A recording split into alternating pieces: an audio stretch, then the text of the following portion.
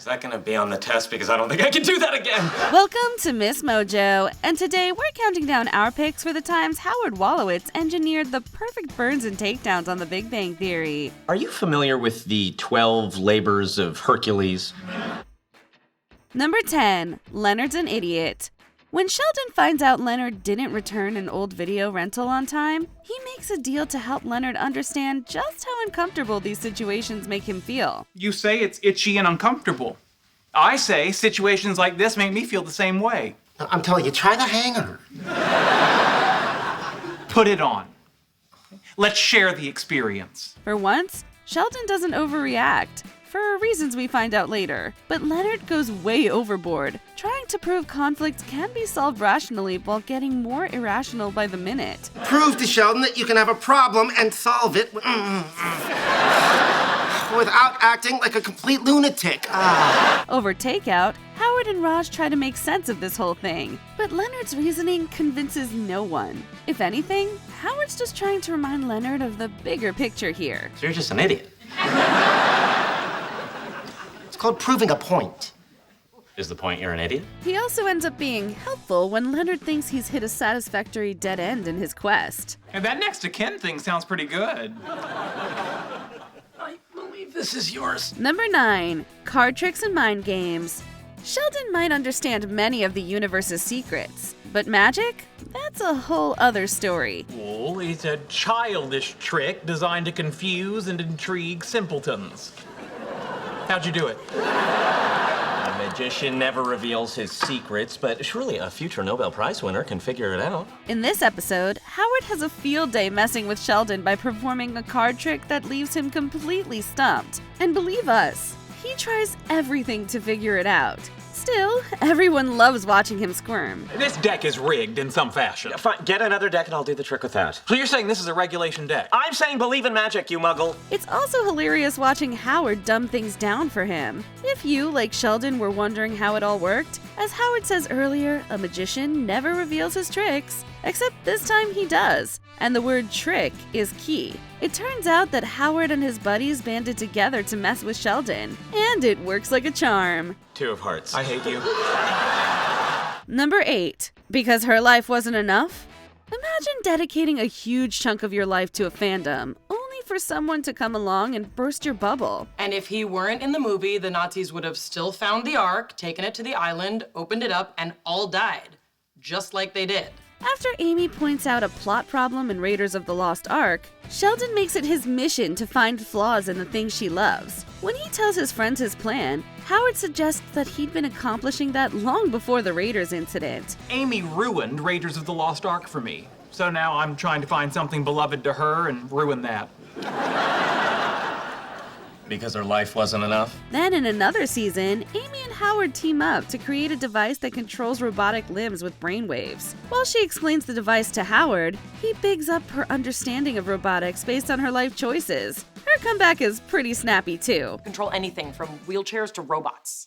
Based on that ring on your finger, I'd say you're pretty good at controlling robots. Careful, that's my fiancé you're talking about. And I can program him to hurt you. Number 7, burning Leonard's love life. Hey, remember when Stuart and Penny dated? At first, Stuart manages to charm her, but their first date doesn't go so well, and he ends up asking Leonard for advice. You think she'll be expecting things to get physical? My initial reaction is no. Only Leonard's still hoping to win Penny over, so he's not exactly jumping at the chance to help. Thankfully, Howard steps in with what he thinks is the perfect solution. Hey, you want to make sure he gets nowhere with Penny without jeopardizing your friendship with either of them? I'm listening.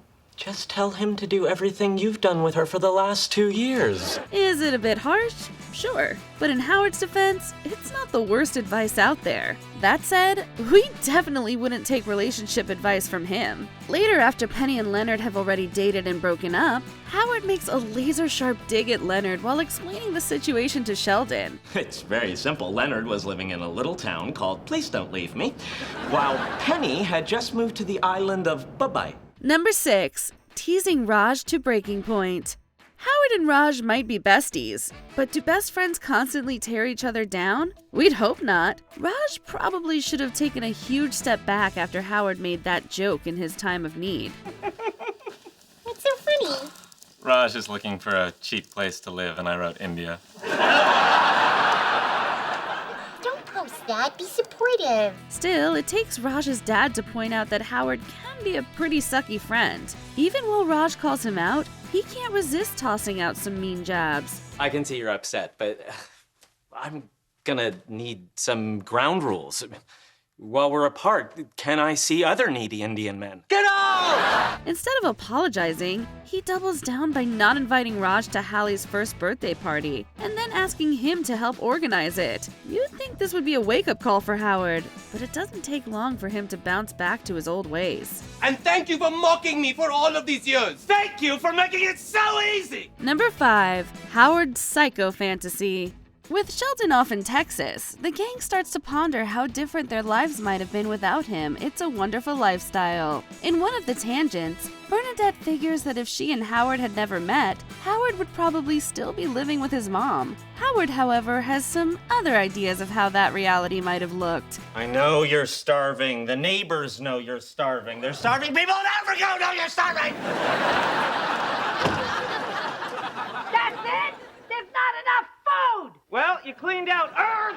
I don't know what else to do! At first, it doesn't seem all that different from the kind of interactions we'd heard in the past. However, then comes the big twist. Yes, the parent-child relationship can be contentious, but going full Hitchcock? Here you go, Mother. You're a good boy, Howard! Such a good boy!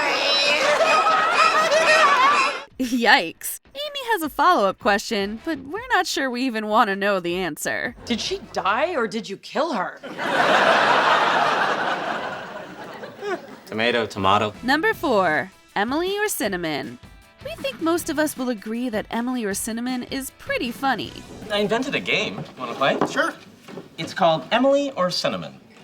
I give you actual quotes I've heard Raj say, and you guess if he was talking to his girlfriend or his dog. But just for a moment, let's put ourselves in Raj's shoes. It hasn't always been easy for him to find love, and it's actually not all that unusual for pet owners to form such close attachments to their fluff balls. Now imagine you're happily in love, you adore your little floof, and all your friends can do is make fun of your endless affection for both. Check it out. I got us matching sweaters. We all got the Christmas card, Cinnamon.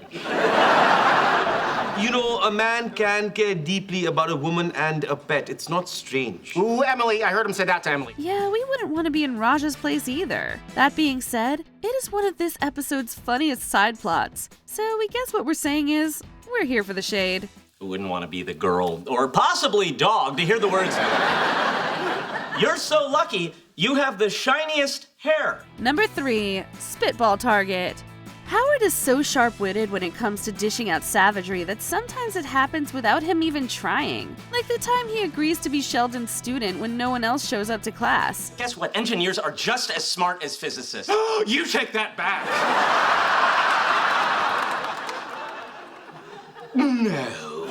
Only he finds out that Sheldon is hell-bent on making it unnecessarily challenging. So Howard decides to be the world's worst student. His antics to disrupt the class are absolutely hilarious. What are you doing? If you're gonna be a crappy teacher, then I'm gonna be a crappy student.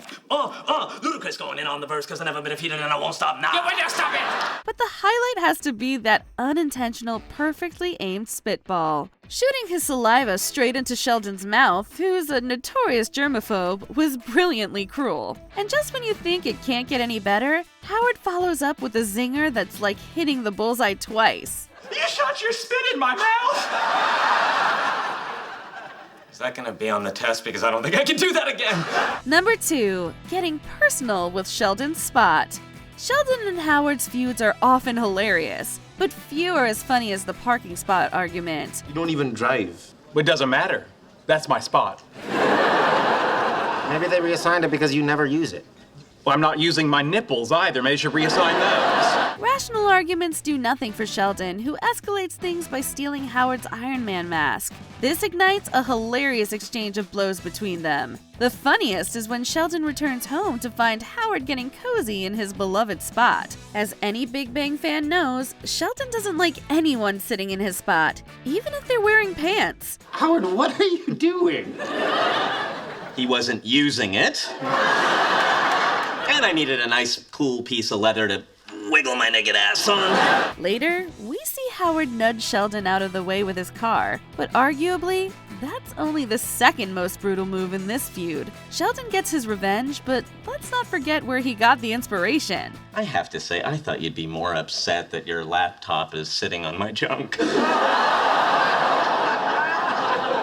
I didn't pick up on that. That's a nice touch. Before we unveil our top pick, here are a few honorable mentions. Starting the Down on Their Luck Club. No one knows how to kick a person while they're down quite like Howard. Hey, look at that. You got a Raj, we got a Stuart. Maybe we should take them both to the park, let them run around together. C3 Pee Wee Herman. Mean? Maybe. Do we see it?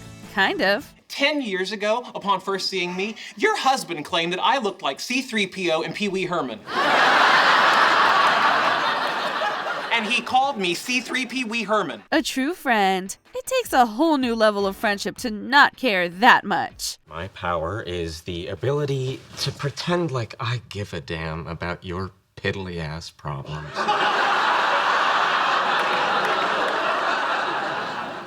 And that's 24/7, buddy. Howard builds a crossbow. 3 months in the North Pole with Sheldon can make a man consider unspeakable things. You're all off duty. I suggest you keep the shenanigans to a minimum, as medical help is 18 hours away by dog sled. What are you working on? Crossbow.